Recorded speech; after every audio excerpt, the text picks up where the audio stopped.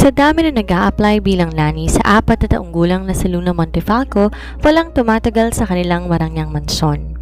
Hindi dahil mababa ang sahod, dahil sa totoo lang, triple pa to kumpara sa karaniwang trabaho, kundi dahil mismo sa bata, iyakin, moody at sobrang hirap pakisamahan ng anak ng binatang businessman na si Owen Montefalco.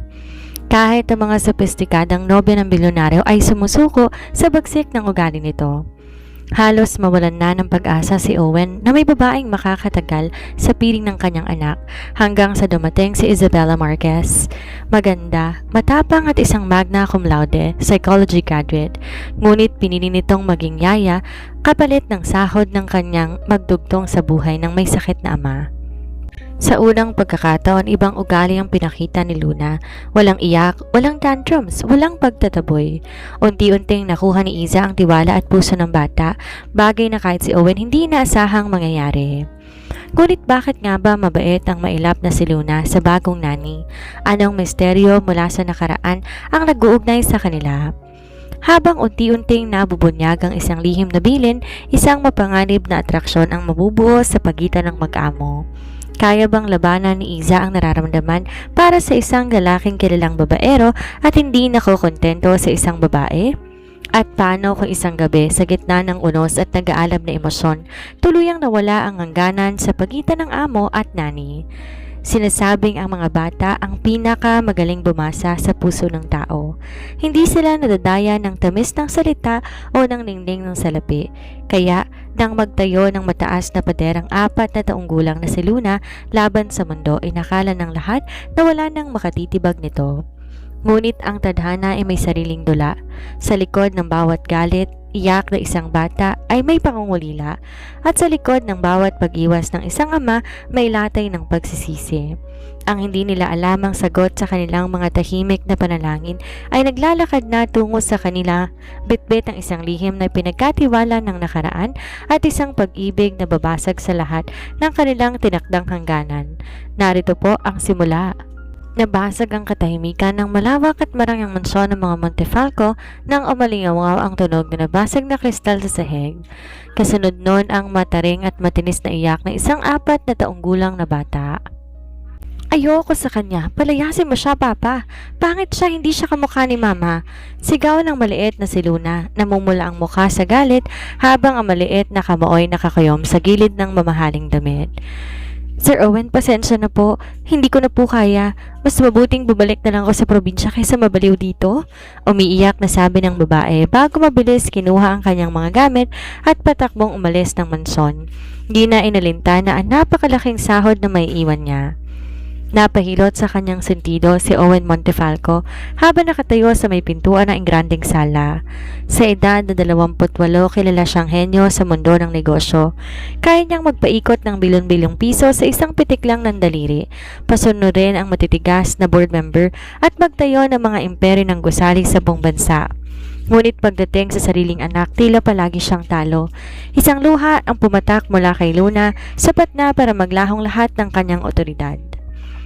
Di naman mababa ang pasahod ni Owen. Sa katunayan, triple to kumpara sa kanilang sweldo na isang yaya sa bansa. May kasama pang health insurance, sariling marangyang kwarto at lingguhang allowance.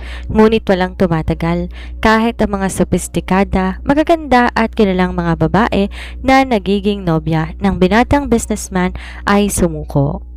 Walang sino mang nakatagal sa bagsik ng ugali ng batang si Luna. Moody, iyakin at sobrang hirap pakisamahan. Isa-isang sumusuko ang lahat sa batang babae na tila may pader na tinayo sa paligid ng kanyang puso na walang sinumang makatitibag. Dahil doon, halos mawala na ng pag-asa si Owen na may babaeng matagal nang sa piling ng kanyang anak o isang babaeng makapupuno sa pangangailangan ng isang nawawalang ina sa buhay ni Luna. Luna, seryoso ngunit may halong pagod na tawag ni Owen sa anak. Lumapit siya at marahang lumuhod sa harap nito, sinusubukan na hawakan ng balikat ng bata. Bakit mo ginawa yon? Pang ilang yaya mo na to ngayong buwan. Paano ka magkakaroon ng mag-aalaga sa'yo kung palagi mo silang tinataboy? Tumingin sa kanya ang bata, gamit ang malalaking mata nitong puno ng luha. Ngunit bakas ang labis na hinanakit at katigasan ng ulo. Hindi ko sila kailangan at hindi mo rin sila kailangan, Papa. Mag-alis lang din naman sila tulad ni Mama eh. Lahat kayo iiwan din ako. Bulong ng bata bago patakbong umiyak sa engranding hagdanan patungo sa kanyang kwarto at malakas na ibinalagbag ang pinto.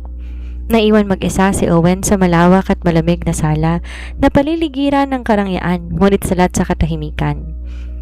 Napaupo siya sa sofa at naitakip ang dalawang kamay sa kanyang mukha. Naisip niya ang kanyang yumaong asawa at ang bigat ng pangako na palakihin si Luna ng maayos. Ngunit sa bawat araw na lumilipas, unti-unti nauubos ang kanyang pag-asa. Natatakot siya na habang buhay nang magiging ganito ang kanyang anak, isang batang mayabang ngunit punong-puno ng galit sa mundo, habang siya na may isang ama na unti-unting nalulunod sa kawalan ng solusyon. Hindi niya alam sa labas ng gate ng kanilang mansyon naghihintay ng isang tadhana na may bitbit na sagot sa kanyang mga panalangin at isang lihim na nakatago sa nakaraan. Kinaumagahan isang matangkad at masiglang babae ang nakatayo sa tapat na naglalakihang bakal na gate ng mansyon ng mga Montefalco. Hawak ang isang simpleng maleta, inayos ni Isabella Marquez ang pagkakaipit ng kanyang buhok habang pinagmamasdan ang marangyang tahanan. May matatapang siyang mata, matigas ang tindig, may angking ganda na hindi mo akalain na mag-a-apply bilang isang yaya. Si Iza ay isang college graduate, magna cum laude sa kursong psychology. Sa kanyang talino't kakayahan, madali siyang makakahanap ng mataas na posisyon sa mga dambuhalang kumpanya sa Makati. Ngunit hindi oras ang kalaban niya kung hindi pera. Ang kanyang ama kasalukuyang nasa ospital dahil sa malubhang sakit sa puso. Ang kanyang pamilya lubog sa utang dahil sa mga bayarin sa medikal na makita niyang urgent hiring advertisement na mga Montefalco na nag-aalok ng sahod na kayang magbago ng buhay ng kanyang pamilya. Sa loob lang ng ilang buwan, hindi na siya nagdalawang salita. Pinili niyang maging nani. Marunong ka ba talagang mag-alaga ng bata, Miss Marquez? O baka naman naghahanap ka lang na madaling pagkakakitaan? Malamig at puno ng pagdududa ang boses ni Owen Montefalco habang binabasa ang kanyang resume sa pribadong opisina nito. Hindi lang basta mag-alaga, Mr. Montefalco. Dahil sa background ko sa psychology, mas kaya kong intindihan at basahin kung bakit nagwawalang isang bata sa halip na sasabayan ko ang galit nila. May kumpiyansang sagot ni Iza habang diretsong tingin sa mata ng bilyonaryo. Tumaas ang kilay ni Owen. Nakaakit siya sandali sa katapangan ng babaeng nasa harapan niya. Ngunit mabilis niyang binalik ang kanyang malamig na aura. Marami ng profesional ang nagsabi niyan, pero wala pang 2 oras, umiiyak silang nagtatatakbo palabas sa mansyong to. Ang anak ko hindi ordinaryong bata, si Luna mahirap, at hindi rin ako ordinaryong nani, sir. Subukan niyo muna ako. Hamon ng dalaga? Nagkatinginan ang dalawa. May kakaiba at tila kuryente na dumaan sa pagitan ng kanilang mga mata na agad ding pinawi ng binata sa pamamagitan ng isang peking ubo. Sige, kakailanganin mo ng swerte. Isang pagkakamali mo lamang kay Luna o kapag umiyak siya ng dahil sa'yo, aalis ako rito at wala kang matatanggap na kahit isang 5. Nang dalhin ni Owen si Iza sa kwarto ni Luna sa ikalawang palapag, nakahanda ng isip at katawan ng dalaga sa maririnig niyang sigaw o bagay na lilipad sa kanyang direksyon. Pagbukas ng pinto, nakita nila si Luna na nakatalikod. Galit na ipinagkahagis ang kanyang mamahaling manika sa pader. "Luna!" tawag ni Owen sa anak na may halong pag-aalala. "May bago kang..." Di natapos ni Owen ang kanyang sasabihin nang biglang lumingon ang 4 na taong gulang na bata upang sumigaw sana. Ngunit sa sandaling magtagpo ang mga mata ni Luna at Iza, biglang natigilan ang bata. Nanlaki ang mga mata ni Luna habang nakatitig sa mukha ni Isabella. Ang hawak nitong manika ay dahan-dahang nalaglag mula sa kanyang maliit na kamay. Si Iza naman hindi natakot, sa halip, dahan-dahan siyang lumuhod upang mapantayan ang taas ng bata. Isang napakatamis at banayad ng ngiti ang sumilay sa mga labi ni Iza. Nang may kalakip na tila pamilyar na init. "Hello, Luna?" Malambing na bati ni Iza. Ang kanyang boses ay parang musika sa pandinig ng bata. Inasahan ni Owen na sisigaw si Luna, ngunit laking gulat ng binatang businessman nang dahan-dahang lumapit si Luna kay Iza. Bawat hakbang ng bata may pag-aalinlangan, ngunit may pananabik. Hanggang sa marating nga nito ang harap ng dalaga at hawakan nito ang dulo ng damit ni Iza. Ikaw ba talaga yan? Bulong ni Luna, habang nagsisimula ng mangilid ang kanyang luha sa mga mata. Ngunit hindi yon dahil sa galit, kundi dahil sa isang emosyon na hindi may paliwanag ni Owen. Ako si Yaya Iza mo, at simula ngayon, narito na ako para sa'yo. Sagot ni Iza habang dahan-dahang binubuksan ang kanyang mga bisig. Sa unang pagkakataon sa loob ng 2 taon, mula nang mamatay ang asawa ni Owen, walang iyak ng galit ang narinig. Walang tantrums, walang pagtataboy. Mabilis lamang na isinubsob ni Luna ang kanyang maliit na mukha sa leeg ni Iza at niyakap to na napakahigpit habang tahimik na umiiyak. Unti-unti nakuha ni Iza ang tiwala at puso ng bata sa loob ng ilang minuto, bagay na kahit si Owen ay hindi inaasahan na mangyayari. Nakatayo lang si Owen sa may pintuan, hindi makapaniwala, habang pinagmamasdan ang kakaibang ugnayan ng kanyang anak at ng bagong nani. Ano nga bang meron kay Isabela Marquez? May tinatago ba siyang sekreto sa nakaraan kung bakit ganun na lamang kadaling sumuko sa kanya ang mailap na puso ni Luna? Mabilis na lumipas ang mga linggo na naging mistulang paraiso ang dating malamig at tahimik na mansyon ng mga Montefalco. Si Luna, na dating kilala sa kanyang walang katapusang pagwawala at pag-iyak, ay naging isang masunurin at masayahing bata. Palagi na lamang tong nakangiti at kay Iza na lamang to nakikinig. Kung ano ang kainin ni Iza, kinakain din ng bata. Kung saan magpunta ang dalaga, nakabuntot ang maliit na si Luna na parang isang maamong tuta. Si Owen naman hindi mapalagay. Habang labis ng kanyang pasasalamat dahil sa magandang pagbabago ng kanyang anak, may bahagi ng kanyang pagiging businessman ang hindi matahimik sa mundo ng negosyo.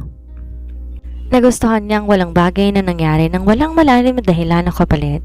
Paano nakuha ng isang estranghero ang tiwala at puso ng isang babae na matagal nang natayo ng pader sa paligid ng sarili? Isang gabi, matapos na tulugan ni Luna ang kanyang kwarto, pumasok si Owen sa silid upang tingnan ang anak. Doon nakita niya si Iza nakaupo sa gilid ng kama, parang inahaplos ang buhok ng bata habang may kinakantang isang pamilyar na oyayi. Matulog ka na, aking sinta, ang buwan ay nakabantay sa iyong paghimbing. Natigilan si Owen sa may pintuan. Ang kanyang buong katawan ay nanigas at ang kanyang puso ay tila huminto sa pagtibok. Ang kantang iyon, ang partikular na tono at liriko na iyon ay hindi isang ordinaryong oyayi na maririnig sa radyo. Yon ang kantang mismong nililikha at madalas kantahin ng kanyang yumaong asawa na si Christina para kay Luna bago to namatay sa isang trahedyang aksidente 2 taon na ang nakakaraan. Nang lumabas si Iza ng kwarto upang bumalik sa sarili nitong silid, mabilis siyang hinarang ni Owen sa madilim na pasilyo. Bago pa makapagsalita ang dalaga, marahan ngunit mariin siyang sinandal ni Owen sa pader. Hawak ang magkabila nitong balikat. Madilim ang mukha ng binata at ang kanyang mga mata nag-aapoy sa halo-halong emosyon, galit, kalituhan at isang kakaibang tensyon. Sino ka ba talaga, Isabela? Mariing tanong ni Owen. Ang kanyang boses ay isang mahabang bulong na puno ng otoridad. Malapit ang kanilang mga mukha, sapat na upang maramdaman ni Iza ang mainit na hininga ng kanyang amo at ang mabilis na pagtaas-baba ng dibdib nito. Kinabahan si Iza, ngunit dahil sa kanyang background sa psychology at sa likas niyang katapangan, pinanatili niyang diretso sa kanyang tingin sa mga mata ng bilyonaryo. Nani ako ng anak mo, Mr. Montefalco. Yan ang pinasukan kong trabaho. Wag mo kong lulukuhin, angil ni Owen, bagaman ang totoo ay unti-unti nang nagugulo ang kanyang isip dahil sa labis na kalapitan na magandang mukha ng babae at bango ng balat nito. Ang kantang kinanta mo kay Luna, paano mo nalaman yon? Eksklusibo ang kantang yon para sa pamilyang to. At ang reaksyon ni Luna, nung araw mo ito, hindi yung reaksyon ng isang estranghero. May sikreto ka, Iza?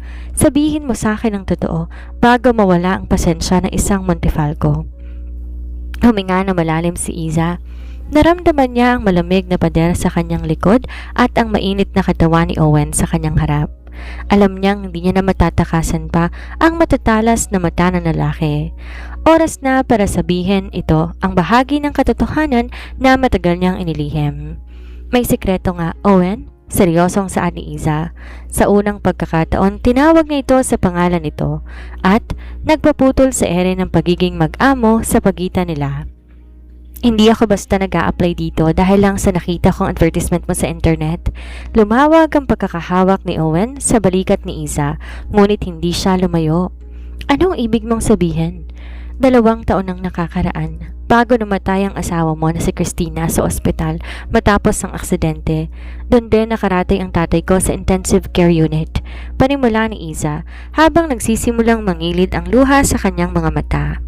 Dahil sa bigat ng pinagdaraanan namin pareho, nagkausap kami ni Christina sa chapel ng ospital sa mga huling sandali ng buhay niya. Alam niya, hindi na siya magtatagal. Umiiyak siya roon, hindi dahil sa takot mamatay, kundi dahil natatakot siya na walang mag-aalaga kay Luna ng may tunay na pagmamahal. Pinakita niya sa akin ang litrato ng anak ninyo. Nanlaki ang mga mata ni Owen.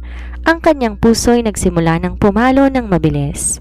Pinangako ko kay Christina na kapag nagkaroon ako ng pagkakataon at kapag maayos ng kalagayan ng pamilya ko, hahanapin ko si Luna. Para gabayan siya, patuloy ni Iza habang isang butil ng luha tuluyan ng pumatak sa kanyang pisngi. Bago siya pumanaw, may binigay siyang isang maliit na bag sa akin na naglalaman ng isang lumang sulat, boses na nakarecord at mga videos niya para kay Luna. Kasama ng uyay na kinanta ko kanina. Sinabi niya sa akin, sakaling mawala ang bata sa hinaharap, ipakita ko yon. Kaya ako kilala ni Luna, Owen. Dahil bago pa man ako pumasok sa mansong to, pinakita ko na sa kanya ng palihim. Ang video ng nanay niya na nagpapakilala sa akin bilang ang taong pinadala niya para mag-alaga sa kanya. Alam ni Luna na ako ang huling taong hinahawakan at pinagkatiwala ng nanay niya, kaya niya ako tinanggap. Nabitawan ng tuluyan ni Owen ang balikat ni Iza. Humakbang siya paatras, hindi makapaniwala sa kanyang narinig. Ang katotohanan ay mas malalim pa sa kanyang inaasahan.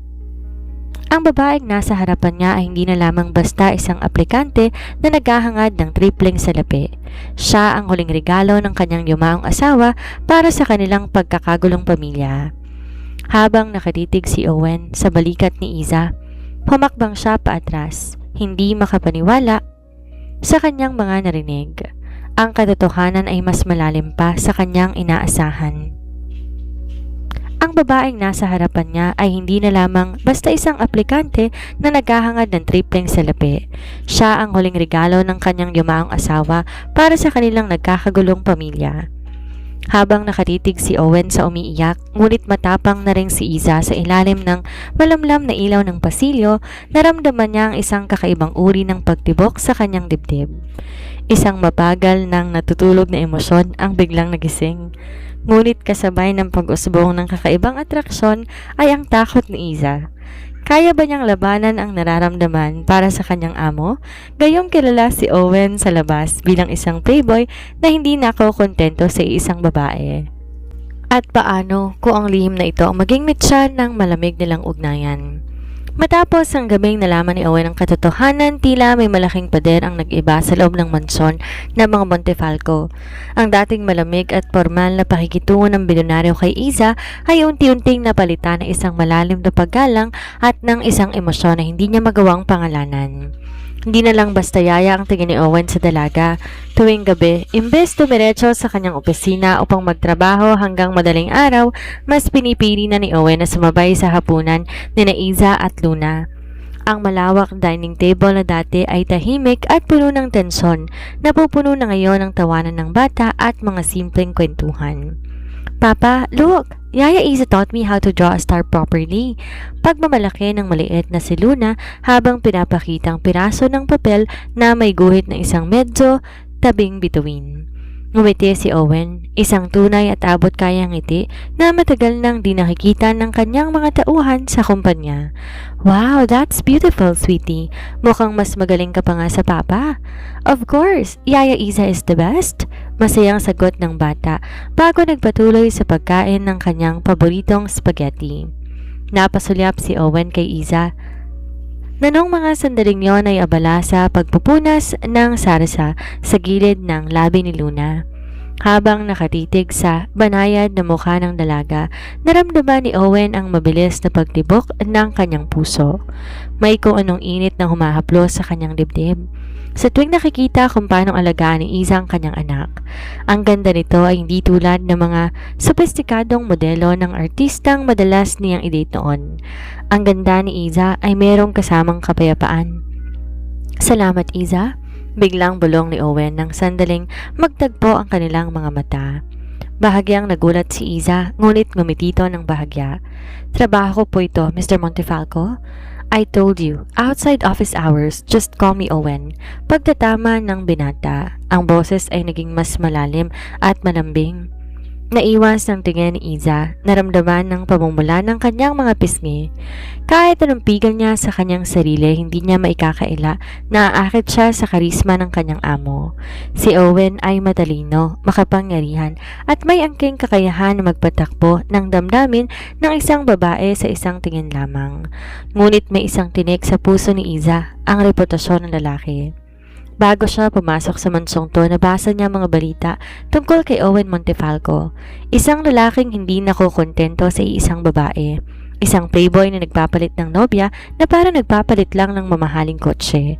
Kaya ba niyang ipagkatiwala sa kanyang puso ang isang lalaking kilalang madaling mag-asawa, gayong ang kanyang pamilya ay nakadepende rin sa perang binabayad nito sa kanya? Isang hapon, habang naglalaro si Luna sa garden kasama ng mga aso, lumapit si Owen kay Iza na nakatayo sa may beranda. Hawak ang 2 tasa ng kape. Inabot niya ang isa sa dalaga. Kailangan mong magpahinga kahit sandali. Baka ako naman ang kasuhan ng labor union sa sobrang pag-aalaga mo sa anak ko, biro ni Owen habang sumasandal sa rehas ng beranda. Natawa ng bahagya si Iza at tinanggap ang kape. Sanay naman po ako sa trabaho, Owen. Masaya ako na nakikita ko na maayos si Luna. Yun naman ang pinangako ko kay Christina. Nang mabanggit ang pangalan ng yumaong asawa, ay natahimik sandali si Owen. Tumingin siya sa malayo bago muling humarap kay Iza. Ang kanyang mga mata puno ng sinseridad. Alam mo, nang mawala si Christina, inakala kong tapos na ang buhay ko bilang isang lalaki.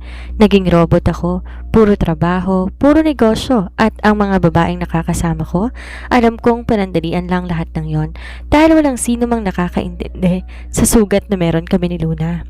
Seryosong saad ni Owen habang dahan-dahan humahakbang patungo sa direksyon ni Iza hanggang sa magkatabi na sila ng napakalapit. Pero simula nang dumating ka, parang biglang nabuhay ulit ang mansong ito at pati ako, parang nagigising sa isang mahabang panaginip. Kinabahan si Iza sa labis na katapatan ng lalaki. Amoy na amoy niya ang bango nito at ang mga mata ni Owen tila hinihigop ang kanyang buong pagkatao. Owen, amo kita at yaya ko ng anak mo. May hangganan ng posisyon ko rito? Huminga ng malalim si Owen at dahan-dahan tinaas ang kanyang kamay upang hawiin ang isang takas na hibla ng buhok na humaharang sa mukha ni Iza.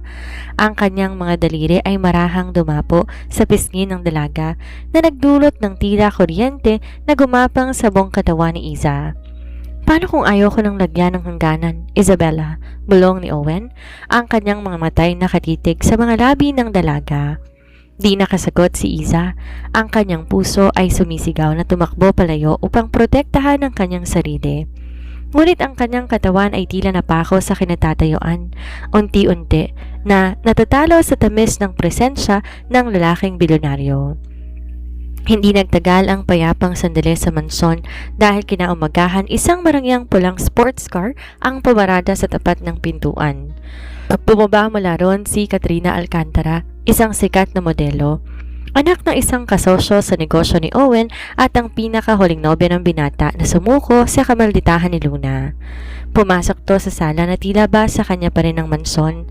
Nakataas ang kilay nitong nilalagpasan ng mga katulong hanggang sa makita niya sina Iza at Luna na naglalaro sa carpeted floor. Oh, look who we have here! Ang bagong katulong.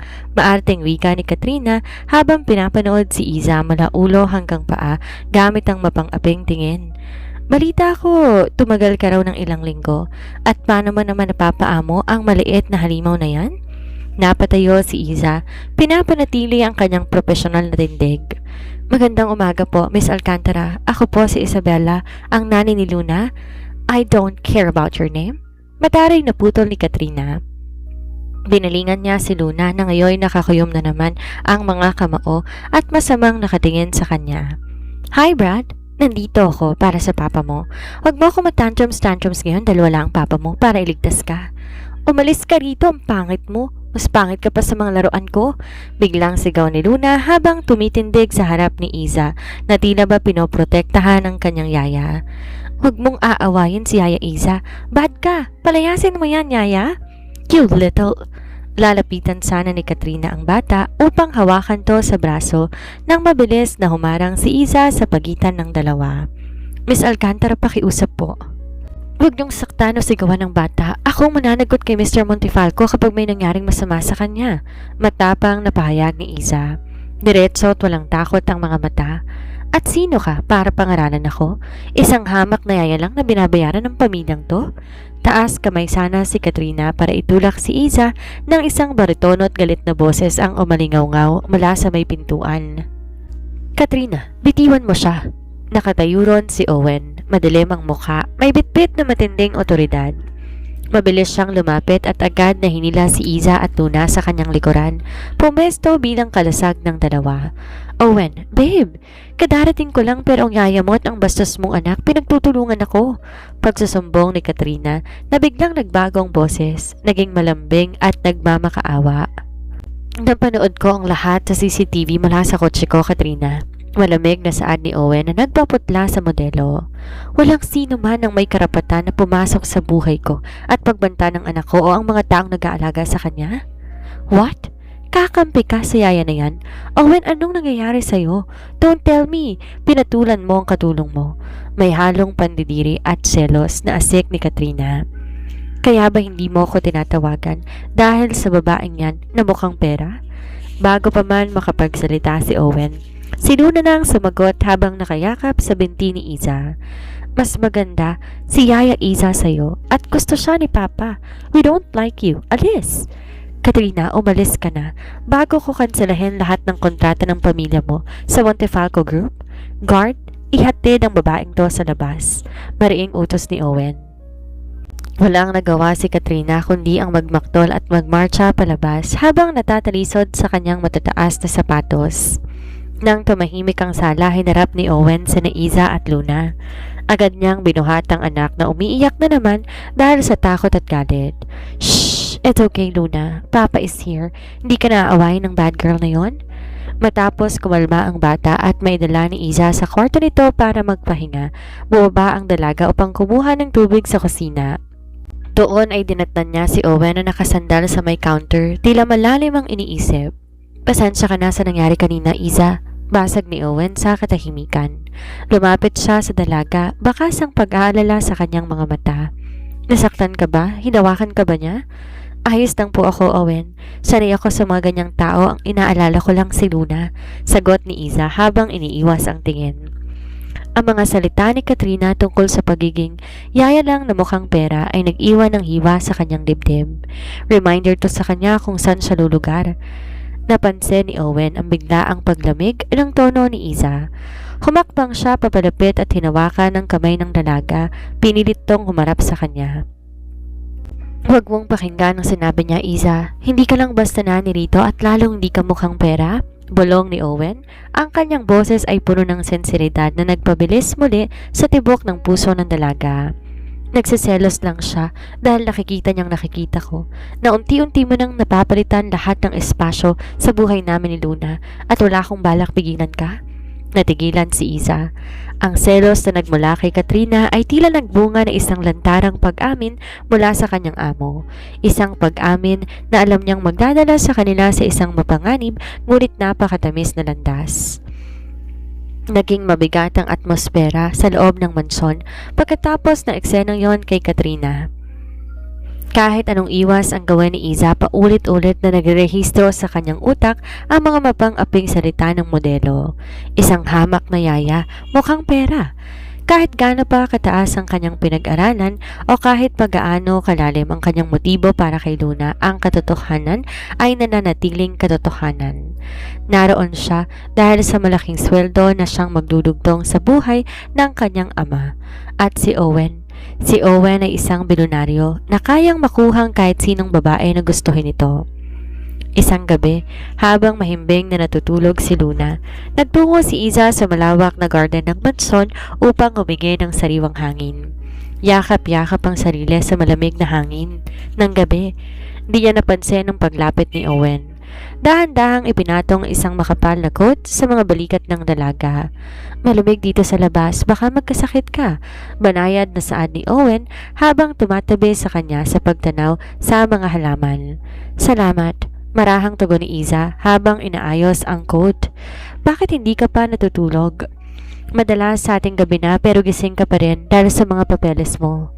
Bumuntong hilinga si Owen at sumandal sa pasamano. Minsan mas madaling harapin ang mga numero at kontrata kaysa sarili mong isip kapag tahimik ng paligid. Nang mamatay si Christina, iniwan niya ako sa gitna ng karangyaan pero punong-puno ng latay ang nakaraan namin. Napasulyap si Iza sa binata. Nakita niya ang lungkot sa mga mata nito. Isang mukha ng Owen Montefalco na hindi pinapakita sa mga mamamahayag o sa mga business meeting. Di naging madali ang huling taon namin ni Christina. Pagpapatuloy ni Owen, ang boses ay mayroong halong pagsisisi. "Masyado kong naging abala sa pagpapalago ng kumpanya. Inakala ko ng pagbibigay ng marangyang buhay ang pinakamahalaga kong tungkulin bilang asawa at ama. Kaya nang mawala siya, ang pinakamatinding latay na iniwan niya sa akin ay konsensya. Ang konsensya na hindi ko naibigay ang oras ko nung kailangan niya ako. Kaya siguro ganun na lang ang galit ni Luna sa akin noon. Alam ng bata na pinabayaan ko ang nanay niya para sa trabaho." Naramdaman ni Iza ang kirot sa kwento ni Owen. Dahan-dahan niyang ipinatong ang kanyang kamay sa ibabaw ng kamay ng binata. "Huwag mong sisihin ang sarili mo, Owen. Nung makausap ko si Christina sa ospital, walang galit sa mga salita niya para sa'yo. Ang tanging hiling niya lang, matutunan mong patawarin ang sarili mo at alagaan si Luna." Humarap si Owen kay Iza, hinalikan ang kamay nito na nakapatong sa kanya. "At ikaw, Iza, anong latay na tinatago mo sa likod ng matatapang mong mga mata? Isang magna cum laude, bakit pinili mong isakripisyo ang sarili mong karera para maging nanay ng anak ko?" Pumatak ang isang butil ng luha sa pisngi ni Iza na agad namang pinunasan ni Owen gamit ang kanyang hinlalaki. "Para sa pamilya ko, Owen," pag-amin ni Iza. Sa wakas, nailabas na ang bigat sa kanyang dibdib. "Ang tatay ko, unti-unti siyang kinakain ng sakit niya sa puso. Ang mga kapatid ko napatigal sa pag-aaral. Ang perang binabayad mo sa akin kada buwan, yon ang bumubuhay sa kanila. Yon ang bumibili ng mga gamot na nagpapanatiling humihinga ang tatay ko. Kaya kahit anong insulto ang matanggap ko mula sa matulad ni Katrina, titiisin ko dahil ang sahod mo lang kayang magbago ng buhay ng pamilya ko ngayon." Tinitigan ni Owen ang dalaga nang may mas malalim na paghanga at emosyon. Akala ng iba na pagiging mukhang pera ay isang marangal na sakripisyo ng isang anak. Lalong nahulog ang loob ng bilyonaryo sa katatagan ng babaeng nasa harapan niya. "Hindi ka lang basta yaya na binabayaran ko, Iza. Tandaan mo yan?" Mariing bulong ni Owen habang unti-unti nilalapit ang kanyang mukha sa mukha ng dalaga. "Ikaw ang nagpapanatili sa tibok ng mansyong ito at ng puso ko." Sa ilalim ng liwanag ng buwan, naramdaman ni Iza ang dahan-dahang paglapat ng mga labi ni Owen sa kanyang noo. Isang halik na puno ng pangako at pag-aalaga na nag-iwan sa kanila na isang napakadelikadong sitwasyon. Paano pa nila lalabanan ang nararamdaman kung ang mga latay ng nakaraan ang mismong naglalapit sa kanila sa isa't isa? Dumating ang gabi ng charity gala sa Baguio. Naiwan si Luna sa suite kasama ng isang mapagkakatiwalaang hotel nanny na kinuha ni Owen para pansamantalang umalalay upang makasama si Iza sa mismong ballroom bilang kumpanya ng bilyonaryo. Suot ang simpleng emerald green gown na personal ipinabili ni Owen para sa kanya, kapansin-pansin ang angking ganda ni Iza. Walang bakas ng isang nani. Mukha siyang isang sopistikadang donya na nababagay sa tabi ng isang Montefalco. Sa buong gabi ng pagtitipon, hindi bumitaw si Owen sa kanyang bewang. Pinakilala siya nito sa mga kasosyo sa negosyo, hindi bilang empleyado kundi bilang isang napakahalagang bahagi ng kanyang buhay. Ngunit nang matapos ang gala at makabalik sila sa penthouse suite, sinalubong sila ng isang malakas na bagyo. Mabilis na nagkaroon ng blackout sa buong hotel dahil sa bagsik ng hangin at ulan sa labas. "Luna!" agad natawag ni Isa, kinakabahan para sa bata. Nasa kabilang kwarto siya, natutulog kasama ng yaya ng mag-brownout. "Chinek ko na, mahimbing ang tulog dahil sa pagod sa paglalaro kanina," wika ni Owen habang may hawak na isang kandila na binigay ng hotel staff. Ang liwanag ng apoy ay sumasayaw sa mukha ng binata na nagbibigay na isang misteryoso at kaakit-akit na aura. Nakatayo silang dalawa sa malawak na sala ng suite. Ang tunog ng malakas na ulan at kulog sa labas tila nagpahiwalay sa kanila sa buong mundo. Sa loob ng silid na yon, walang marangyang kumpanya, walang chismis at walang buwan ng sahod. Dalawang tao lamang na may tagal lang pinipigilang nararamdaman. "Nilalamig ka ba?" tanong ni Owen habang inilalagay ang kandila sa ibabaw ng lamesa. Lumapit siya kay Isa. Ang kanyang mga matay madilim ngunit puno ng nag-aalab na emosyon. "Medyo," bulong ni Isa habang bahagyang nangangatog ang kanyang mga balikat. Ngunit ang totoo, ang panginginig niya hindi dahil sa lamig ng bagyo, kundi dahil sa tensyon na namumuo sa pagitan nila. Di na napigilan pa ni Owen ang kanyang sarili. Humakbang siya papalapit hanggang sa maramdaman na nila ang init ng katawan ng isa't isa. Dahan-dahan niyang hinawakan ang magkabilang pisngi ni Isa. Ang kanyang mga thumbs ay marahas na hinahaplos ang labi ng dalaga. "Isa, pagod na akong magpanggap." Mababa at paos ang boses ni Owen. "Pagod na akong lagyan ng label ang kung anumang meron tayo. Ang alam ko lang, hindi ko na kayang isipin ang buhay ko nang wala ka." Tumingin si Isa sa mata ng kanyang amo. Nakita niya ang sinseridad, ang pagnanasa at ang pag-ibig na matagal na rin niyang nararamdaman, ngunit pilit na ikinukulong sa kanyang puso dahil sa takot. Ngunit sa gabing ito, sa ilalim ng bagyo at liwanag ng isang kandila, tila naglahong lahat ng kanyang pag-aalinlangan. "Owen," ang tanging na bigkas ni Isa bago tuluyang binasag ng binata ang natitirang distansya sa pagitan nila. Nilapit ni Owen ang kanyang mga labi sa labi ni Isa. Isang halik na nagsimula ng marahan, mapagparaya at puno ng pangungulila, ngunit mabilis na naging marubdob at mapusok. Niyakap na mahigpit ni Isa ang leeg ng lalaki. Tinutugon ang bawat halik nito ng may pantay na kasabikan. Sa gabing yon, tuluyan nang nawala ang hangganan sa pagitan ng amo at ng nani. Binuhat ni Owen si Isa patungo sa malambot na kama ng master's bedroom, kung saan ang bawat haplos, bawat bulong ng pag-ibig at bawat mainit na sandali ay naging saksi sa pagsuko ng kanilang mga puso sa isa't isa. Nawala ang takot sa bukas. Ang tanging mahalaga ay ang kasalukuyan kung saan sila'y nagiging isa. Ang malamig na sinag ng araw ng bagyo dahan-dahan pumasok sa pagitan ng mga kortina sa penthouse suite. Unti-unting nagmulat ng mata si Isa. Ang unang bumungad sa kanya ay ang mabigat na bisig na nakapulupot sa kanyang bewang, at ang pamilyar na bango ng mamahaling pabango na humalo sa amoy ng malinis na linen. Nilingon niya ang kanyang tabi. Doon mahimbing pang natutulog si Owen. Payapa ang mukha, malayo sa striktong imahe ng isang bilyonaryo. Kasabay ng pagbabalik ng buong kamalayan ni Isa ay ang biglaang pagpasok ng matinding takot at realidad. Tumingin siya sa sahig kung saan nakakalat ang kanyang emerald gown at ang tuxedo ni Owen. Ang gabing nagdaan, puno ng tamis at emosyon. Ngunit ang umagang to may dalang malamig na katotohanan. "Anong ginawa ko?" tanong ni Isa sa sarili habang dahan-dahang inaalis ang bisig ni Owen upang hindi ito magising. Binalot niya ang kanyang katawan ng makapal na bathrobe, lumakad patungo sa malawak na salamin ng banyo.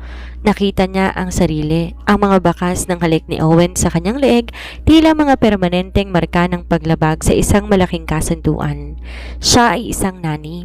Nandun siya para magtrabaho. Ang tatay niya umaasa sa sweldong galing sa lalaking natutulog sa kabilang kwarto. Paano kung ang gabing yon ay isa lamang panandali ang tawag ng laman para kay Owen? Paano kung tulad ng sinasabi ng media at ng mga ex-nobya nito, si Owen madaling magsawa? Ang takot na tinuring na panandali ang aliw o ang mapatalsik sa trabaho dahil nawala ang profesionalismo ay nagsimulang dumurog sa kanyang puso. Nang lumabas siya ng banyo, gising na si Owen. Nakaupo sa gilid ng kama, magulo ang buhok, ngunit agad na sumilay ang isang malambing na ngiti nang makita siya. "Good morning!" Paos at malambing na bati ni Owen. Tumayo ito at lumapit sa kanya upang kabigin siya sa isang yakap. "Nilalamig ka pa ba?" Bahagyang sumikip ang dibdib ni Iza at marahan siyang humakbang paatras na nagdulot ng pagtataka sa mga mata ng binata. "Owen, kailangan natin mag-usap?" Nawala ang ngiti ni Owen, napalitan ng seryosong tingin. "Tungkol sa kagabi, Iza? Ang kagabi ay isang malaking pagkakamali," putol ni Iza, bagaman nadudurog ang kanyang puso sa sariling mga salita. "Nangyari lang yon dahil sa emosyon, sa bagyo at sa alak, Owen. Amo kita, yaya ko ng anak mo. Kailangan natin kalimutan ang nangyari dahil kapag nalaman to ng iba o kapag di natin pinigilan, walang magandang pahututunguhan to." "Pagkakamali?" Lumapit si Owen at hinawakan ang magkabilang balikat ni Iza. May halo ng hinanakit ang boses. "Tingin mo ba talaga sa akin? Ganon kababaw, Iza? Hindi kita ginalaw dahil lang sa natangay ako ng sitwasyon. Mahal kita, alam mo yan. Matagal ko nang gustong sabihin sa'yo pero natatakot ako na baka mabigla ka." Umiling si Iza habang tuluyang pumatak ang luha sa kanyang mga mata. "Madaling sabihin yan ngayon, Owen. Pero paano bukas? Paano kapag bumalik na tayo sa Maynila? Ikaw ang CEO ng Montefalco Group. Ako ang yaya ng anak mo na binabayaran mo buwan-buwan. Paano kung magbagong tingin mo sa akin? Hindi ko kayang isugal ang trabahong to dahil buhay ng tatay ko ang nakataya dito." Natahimik si Owen. Nakita niya ang lalim ng takot at sugat sa mga mata ni Iza. Gustuin man niyang ipagpilitan ang kanyang nararamdaman. Alam niyang tamang dalaga sa isang bahagi. Ang bigat ng responsibilidad ni Iza sa pamilya nito ang nagiging kadena para hindi ito makalipad kasama niya. Bago pa man makasagot si Owen, isang mahinang katok ang narinig sa pintuan ng suite. Kasunod ang boses ng hotel nanny. "Sir Owen, gising na po si Luna. Hinahanap po ni Yaya Iza niya." Mabilis pinunasan ni Iza ang kanyang mga luha at inayos ang sarili. Tumingin siya kay Owen sa huling pagkakataon bago humawak sa doorknob. "Pakiusap, Owen. Balikan natin ang dati. Para kay Luna, para sa pamilya ko." Naiwang nakatayo si Owen sa gitna ng silid, nakakuyom ang mga kamao. Ang hangganan sa pagitan ng amo at nani ay maaaring nabasag sa dilim ng gabi. Ngunit sa liwanag ng umaga, mas naging matayog ang pader na naglalayo sa kanilang dalawa. Pagbalik ng pamilya Montefalco sa Maynila, naging matigas ang pagpapatupad ni Isa ng profesional na distansya sa pagitan nila ni Owen. Kung hindi tungkol sa pagkain, pag-aaral o kalusugan ni Lunang usapan, mabilis umiiwas ang dalaga. Ang panlalamig na ito ay pumapatay sa sistema ng bilyonaryo, ngunit pinili niyang magtiis habang naghahanap ng paraan para patunayan ang kanyang sinseridad. Isang hapon, habang si Luna ay nasa kanyang preschool at si Iza na may namamalengke na mga kakailanganin sa kusina, pumasok si Owen sa kwarto ng anak upang ilagay isang bagong laruan. Sa ilalim ng kama ng bata, may isang lumang kahon ng sapatos na aksidenteng natabig ng kanyang sapatos. Nalaglag ang takip nito sa kumalat ng ilang piraso mga nakatuping sulat, isang voice recorder at isang flash drive. Kumunot ang kilay ni Owen. Agad niya nakilala ang sulat kamay sa labas ng mga sobre. Yon ang pamilyar at maayos na stroke ng panulat ng kanyang lumaong asawa na si Christina. Nanginginig ang mga kamay na pinulot ni Owen ang isa sa mga sulat at binasa ito. Para kay Iza. "Kung binabasa mo to, alam kong wala na ako sa mundong to. Marahil ay nahanap mo na ang mag-ama mo. Patawarin mo ko kung ipapasa ko sa iyong isang mabigat na tungkulin. Noong mga huling araw ko sa ospital, habang pinapanood kitang walang pagod na nag-aalaga sa tatay mo sa kabilang kwarto, nakita ko sa iyong isang pusong puno ng wagas na pagmamahal at sakripisyo. Isang puso na alam kong hinding-hindi tatalikuran ng aking anak. Si Owen ay isang mabuting lalaki, Iza. Ngunit alam ko kapag nawala ako, ibabaon niya ang kanyang sarili sa trabaho at pababayaan ang kanyang puso dahil sa matinding konsensya. Magiging mahirap si Luna, magiging mapag-isa si Owen. Pakiusap, Iza, wag mo lang alagaan ang anak ko. Kung ipapahintulot ng tadhana, tulungan mo rin si Owen na muling matutong magmahal. Wag mo siyang hahayaan na malunod sa nakaraan. Nangilid ang luha sa mga mata ni Owen. Mabilis niyang kinuha ang voice recorder at pinindot ang play. Ang boses ni Christina, bagamat mahina at galing sa huling sandali nito sa ospital, malinaw na umaalingaw-ngaw. Owen, kung naririnig mo to, ibig sabihin, dinalan ni Iza ang liwanag pabalik sa buhay mo. Patawarin mo ko sa biglaan kong pag-alis. Patawarin mo ang sarili mo. Iza is the answer to my prayers. Hayaan mo siya na mahalin kayo at huwag mong hahayaan na mawala pa siya sa'yo. Dahil lang sa takot, nakaupo si Owen sa sahig, hawak ang kanyang dibdib, tila sinasaksak sa matinding emosyon. Ang buong akala niya isang gabi lamang ng kahinaan ang nangyari sa kanila sa Baguio. Ang buong akala niya natatakot lang si Iza dahil sa estado ng buhay. Hindi niya alam na may ganito palang kabigat na pasanin at basbas na dala ang dalaga mula kay Christina. Isang pangako na ginawa ni Iza na hindi nito sinabi sa kanya upang di siya makaramdam ng obligasyon. Sakto bumukas ang pinto ng kwarto at nilawaroon si Iza. Bitbit ang ilang bag ng pinamili. Na makita na dalaga ang mga sulat at ang recorder na hawak ng bilyonaryo, nabitawan niya ang mga dalang damit. Owen, bulong ni Iza, habang tuluyang namutla ang kanyang mukha. Bakit mo binabasa yan? Tumayo si Owen, ang mga matay puno ng luha, ngunit may kasamang determinasyon. Humakbang siya papalapit kay Iza, hinawakan ng magkabilang kamay nito bago ipinakita ang sulat. Bakit di mo sinabi sa akin ang buong katotohanan, Iza? Basag ang boses na tanong ni Owen. Sinabi mo sa akin na pinangako mo lang na alagaan si Luna. Pero bakit hindi mo sinabi na hiniling din ni Christina na ibalik mo ang tibok ng puso ko? Na ikaw ang huling panalangin ng asawa ko para sa akin. Umiling si Iza habang ang mga luha ay mabilis na pumapatak sa kanyang mga pisngi. Dahil natatakot ako, Owen. Natatakot ako na kung malalaman mo ang buong sulat na yan, iisipin mo lang na kaya mo ako nagugustuhan ay dahil sa utang na loob. O dahil sa huling-hiling ni Christina. Ayokong mahalin mo ko dahil lang sa konsensya o dahil sa multo ng nakaraan. At natatakot ako dahil isang hamak na nani lamang ako sa buhay mo. Hinding-hindi ka naging hamak na nani lamang, Isabella. Mariing bulyaw ni Owen habang hinihilang dalaga sa isang napakahigpit na yakap. Mahal kita, hindi dahil sa hiling ni Christina. Mahal kita dahil ikaw si Isabella Marquez, ang babaeng nagtanggol sa anak ko, ang babaeng nagpabago sa akin, at ang babaeng nagparamdam sa akin na buhay akong muli.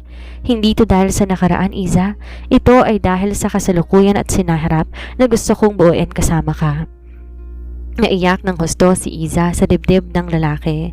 Ang katotohanan na matagal niya nang tinago bilang proteksyon ay siya palang susi upang tuluyan ng mabura ang lahat ng pagdududa. Ngunit sa kabila ng pag-amin na to, may isang bagong pagsubok ang naghihintay sa kanila. Isang desisyon na kailangan gawin ni Iza na susubok sa katatagan ng pamilya Montefalco. Sa kabila ng marubdob na pag-amin ni Owen, hindi naging madali ang sumunod na mga araw para kay Iza. Habang malalim ang pagmamahal niya sa mag-ama, isang masakit na balita mula sa probinsya ang tuluyan na yumanig sa kanyang mundo. Nakatanggap siya ng tawag mula sa ospital. Ang kanyang ama ay biglang sumailalim sa isang kritikal na operasyon at ang kanyang inay nagmamakaawa na umuwi na siya. Kasabay nito naramdaman ni Iza ang lumalaking bulong-bulungan sa labas ng mansyon. Ang ilang kasosyo sa negosyo ni Owen ay nagsisimula ng magtanong kung bakit ang isang yaya palaging nakikita sa tabi ng bilyonaryo sa mga pribadong okasyon. Ayaw ni Iza na maging mitsa ng iskandalo na sisira sa reputasyon ng lalaki na nagbigay sa kanya ng lahat.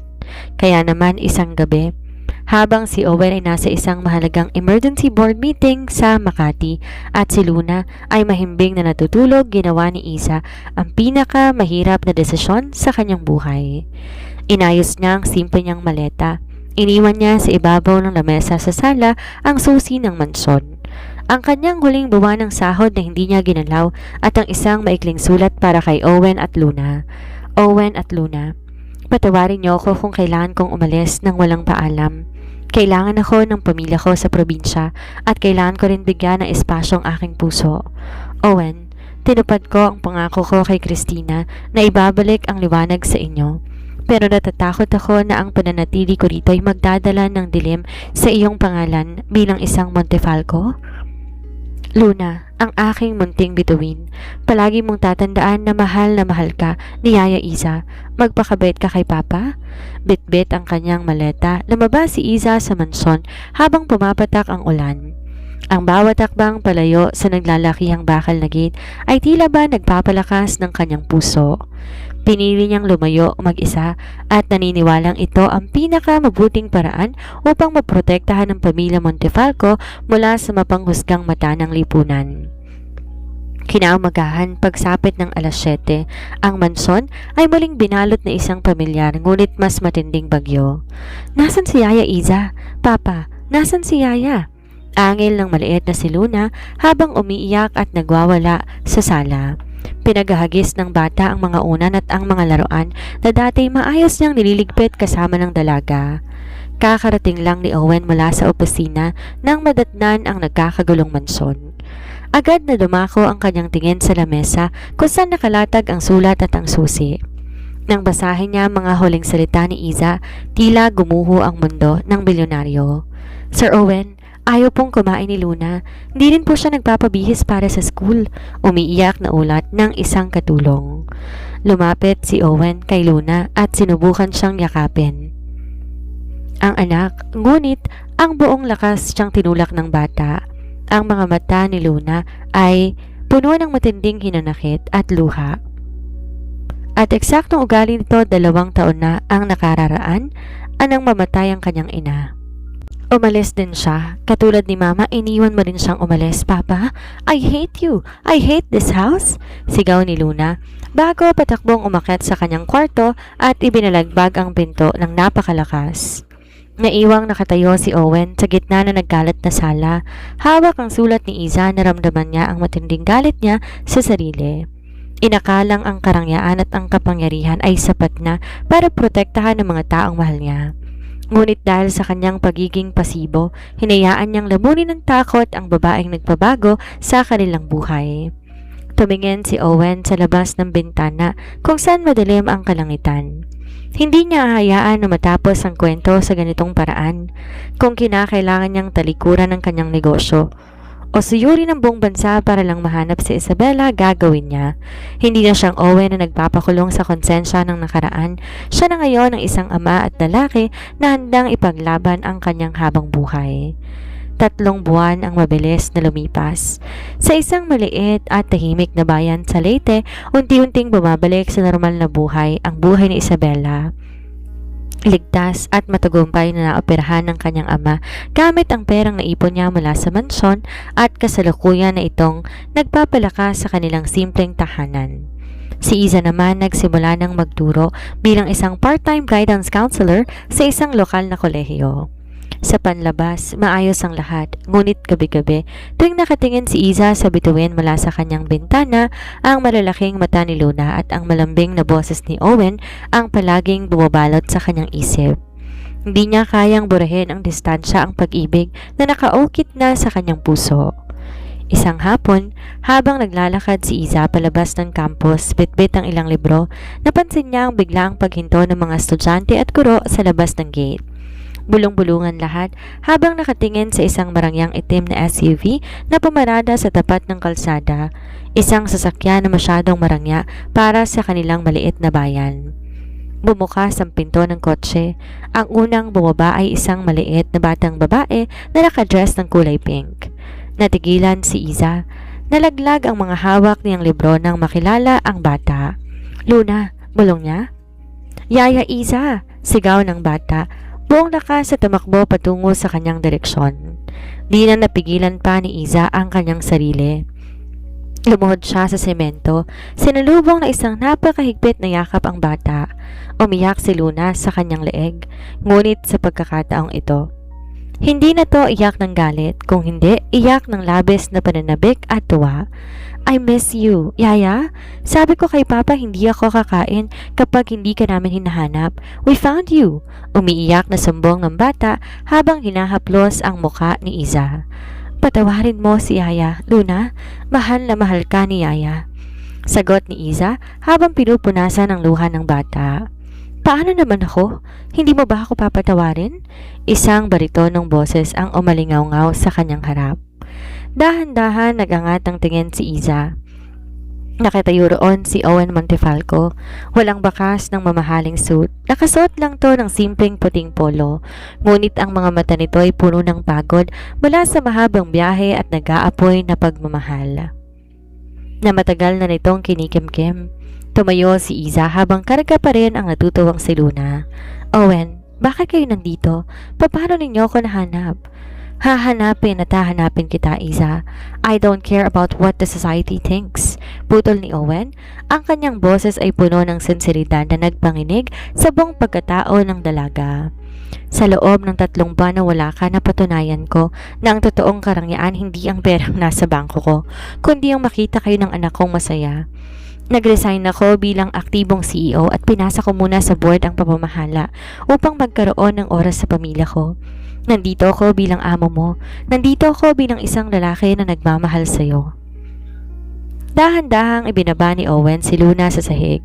Lumuhod ng bilyonaryo sa harap ni Iza at mula sa kanyang bulsa, naglabas siya ng isang pelus na pulang kahon. Pagbukas nun, isang kumikinang na brilyanteng singsing ang nagsilbing saksi sa buong bayan. Isabella Marquez, tinupad mo ang pangako mo kay Christina na ibalik ang liwanag sa amin. Ngayon, ako naman ang hihiling sa'yo. Hayaan mo na ako naman ang magbigay ng liwanag sa buhay mo at sa pamilya mo. Will you marry me? Will you be the mother of Luna and the forever of my life? Napangiti si Iza sa gitna ng kanyang pag-iyak. Tumingin siya kay Luna na masayang tumatalon at sumisigaw ng, Say yes! Say yes, Papa! Please say yes! At muling tumingin kay Owen na naghihintay ng kanyang sagot. Lahat ng takot, lahat ng pader, at lahat ng hangganan ay tuluyan nang naglaho. Yes, Owen. Yes! Sagot ni Iza. Mabilis na tumayo si Owen at sinuot ang singsing bago binuhat si Iza at inikot ito sa ere. Kasunod ng mahigpit na yakap nilang tatlo bilang isang buong pamilya. Sa wakas, ang kwento ng dating masungit na bata, ng playboy na amo at ng matapang na nani ay nakarating sa pinakamagandang hangganan. Ang hangganan na isang habang buhay na pag-ibig na binuo ng nakaraan, pinatibay ng kasalukuyan at pinagkaisahan sa hinaharap. Malamig na hangin ng Desyembre na humahaplos sa balkonahe ng mansyon ang mga Montefalco. Ngunit sa loob ng bahay, umaapaw ang init at liwanag. 1 taon nang nakalilipas mula nang maganap ang kasalan sa Leyte at ngayon ang unang Pasko na opisyal nang magkasama ang pamilya, hindi bilang amo at nani kundi bilang mag-asawa at isang buong tahanan. Ang naglalakihang Christmas tree sa kanilang sala ay punong-puno ng mga dekorasyon. Sa ilalim nito, nakaupo si Iza na ngayon ay Mrs. Isabella Marquez Montefalco na habang tinutulungan ang 5 taong gulang na si Luna magbalot ng regalo. Yaya, Mama, maayos po ba ang ribbon ko? Masayang tanong ni Luna habang pinapakita ang isang maliit na kahon na may medyo tabinging pulang busog. Pagamat na sanay na itong tawagin si Iza na mama, paminsan-minsan nadudulas pa rin ito. Bagay na tinatawanan na lamang nila ng may lambing. Ginitian siya ni Iza at hinaplos ang buhok ng bata. Napakaganda, Luna. Siguradong matutuwa si Lolo kapag nakatanggap siya ng regalo mo? Of course, I made it with love. Just like how you made our breakfast. Sagot ni Luna sabay yakap sa bewang ni Iza. Malayo ng bata sa dating agresibo at iyaking bersyon nito. Ngayon, si Luna ay larawan na ng isang masaya at panatag na anak. Mula sa likuran, dahan-dahang lumapit si Owen. Wala nang dating laging pagod at madilim na mukha ng bilyonaryo. Suot ang isang simpleng knitted sweater, may dala siyang 2 baso na mainit na tsokolate. Pinatong niya ang mga to sa lamesa bago umupo sa carpeted floor sa tabi ng kanyang mag-asawa at anak. Mukhang abalang-abalang 2 pinakamagandang babae sa buhay ko biro ni Owen habang kinakahig si Luna sa tagiliran na nagdulot ng malakas na kiliti at tawa mula sa bata. Papa, stop it! Nagtatrabaho kami ni Mama. Natatawang saway ni Luna. Matapos ang ilang sandali ng kulitan, humikab na si Luna dahil sa pagod sa pagbabalot. Binuhat siya ni Owen patungo sa kanyang kwarto upang ihatid sa pagtulog, habang si Iza naman na iwan sa sala upang ligpitin ang mga natitirang wrapper. Nang makabalik si Owen, tahimik na ang paligid. Ang tanging liwanag na lamang sa sala ay nagmumula sa mga kurap ng Christmas lights. Lumapit ang binata sa likod ni Iza, pinulupot ang kanyang mga bisig sa bewang ng asawa, sinubsob ang mukha sa leeg nito. Salamat, Iza, bulong ni Owen. Ang boses ay mababa at puno ng emosyon. Nilingon siya ni Iza ng bahagya. Isang matamis na ngiti ang sumilay sa kanyang labi. Para saan naman yan? Pasko naman Salamat dahil hindi ka sumungko sa amin. Noong mga panahon, halos mawalan na ako ng pag-asa kay Luna at sa sarili ko. Kung hindi ka dumating, siguro hanggang ngayon, nakakulong pa rin kami sa dilim ng nakaraan. Seryosong saan ni Owen habang marahang inihaharap si Iza sa kanya. Ang kanyang mga mata ay nakatitig sa asawa nang may wagas na paghanga. Hinawakan ni Iza ang pisngi ni Owen. Ginawa ko lang ang nararapat, Owen, at tinupad ko lamang pangako ko. Pero ang mahalin ka, hindi yan bahagi ng kasunduan kay Christina. Kusayang binigay ng puso ko sa iyo dahil nakita ko kung gaano kakabuting tao. Nangilid ang luha sa mga mata ng bilyonaryo sa tamis ng mga salita ng asawa. Dahan-dahan niyang inabot ang bulsa ng kanyang pantalon at may nilabas sa isang maliit na envelope na kulay ginto. Iniabot ito kay Iza. Ano to? Takang tanong ni Iza. Buksan mo. Nang buksan ni Iza ang sobre, isang dokumento ang nandoon. Isa itong deed of trust para sa isang pundasyon, ang Christina and Isabella Foundation, isang institusyon na magbibigay ng libreng psychological support at medical financial assistance para sa mga pamilyang may mga batang dumaranas ng trauma at may mga magulang na may sakit sa puso, katulad ng pinagdaanan ng tatay ni Iza. Owen, di makapaniwalang bulong ni Iza habang tinatakpan ang kanyang bibig dahil sa gulat at labis na tuwa. Ang laki ng perang kakailanganin dito. Hindi mahalaga ang pera, Iza. Ang mahalaga ay ang legacy na iniwan sa atin ng nakaraan at ang tulong na kaya nating ibigay sa hinaharap. Wika ni Owen bago dahan-dahang inilapit ang kanyang mukha. Merry Christmas, aking yaya, aking habang buhay. Merry Christmas, Owen, tugon ni Iza bago tuluyang nilapat ang kanilang mga labi sa ilalim ng liwanag ng Pasko. Isang halik na nagpapatunay na ang lahat ng sakripisyo, lihim at paglayo ay naging daan lamang upang lalong maging matatag ang kanilang walang hanggang simula. At diyan nagtatapos ang ating napakagandang kwento ng pag-ibig, sakripisyo at paghilom ng mga sugat ng nakaraan sa ang hangganan ng habang buhay. Natutunan natin sa buhay ni Owen, Iza at ang bunting si Luna na ang tunay na pagmamahal ay hindi nasusukat sa ningning ng salapi o sa taas ng estado sa lipunan. Minsan, ang pag-ibig ay dumarating sa pinaka hindi inaasahang pagkakataon, sa likod ng isang lihim na bilin at sa pagitan ng mga taong pinagtagpo ng tadhana upang hilumin ang isa't isa. Sa lahat po ng ating mga tapat na taga-subaybay at listeners dito sa Ayesha TV. San man sulok ng Pilipinas o ng mundo kayo naroon ngayon, maraming salamat po sa inyong walang sawang pag-abang at pagsubaybay sa bawat kabanata ng ating mga kwento.